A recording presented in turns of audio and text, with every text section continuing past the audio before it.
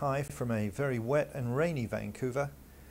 It's about time I made another of these tutorial videos, and thanks very much for the comments we've been getting.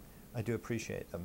The question which a number of people have asked, which is quite interesting, is the idea of what is the snap about in hypnosis.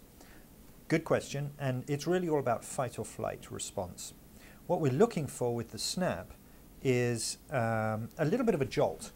It gives people a little bit of a start, and in that moment their rational mind is completely occupied by the snap itself, which is why at that point we say the word sleep. Now sleep's actually a difficult word because it's not really sleep. It's really a feeling of relaxation and calm, but not really sleep. So the conscious mind is grabbed by that idea of the snap. That's the diversion, if you think of it like that. And then the subconscious lets that instruction just slide in there. Now, in fact, you can hypnotize someone without that at all. It's quite possible to hypnotize someone just by lulling them gradually into that very, very calm place. And in fact, that's what you see in a lot of the videos which you've been watching on these tutorials, lulling people down and down and down. However, using that fight or flight response, we can also just very rapidly get them down.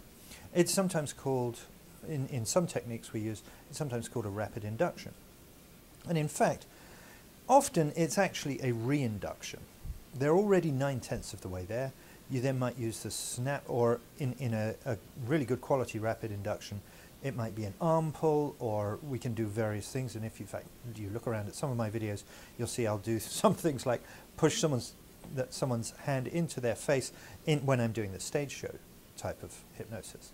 Or I might just touch them very lightly on the head like that. And it's just enough to stimulate the, oh my gosh, what was that, feeling. But at the same time, we're giving them another instruction which slides in there underneath and gets them into a deeper level of hypnosis. It just, the subconscious seems to grab onto the spoken word while the rational mind is totally occupied with the fight or flight. Now, the subconscious, it can do many things at once. So it can grab that spoken suggestion, while the conscious level of thought can only do one thing at a time. So for instance, if you're counting change, right, and someone comes along and interrupts you, you often have to start again. That's the conscious or rational level of the mind. But the subconscious can do many things at once. So they're two different sides of the mind which operate in a very interesting way. And the rational level of the mind often acts as a filter, preventing things going into the subconscious. So going back to that previous example, which I said earlier in, I think it was tutorial number 1 or 2, where I'd said if someone tells you every time that they see a blue Toyota, you're going to send them a check for $50. If a hypnotist tells you that, actually your rational mind just screens that straight out, because it's not a comfortable instruction. Your mind really only accepts the instructions which it's comfortable with. Now, I've recently put up some new online downloads which you can get through vancouverhypnotherapy.org, and look for the online downloads for some self-hypnosis exercises which you can do, the online product.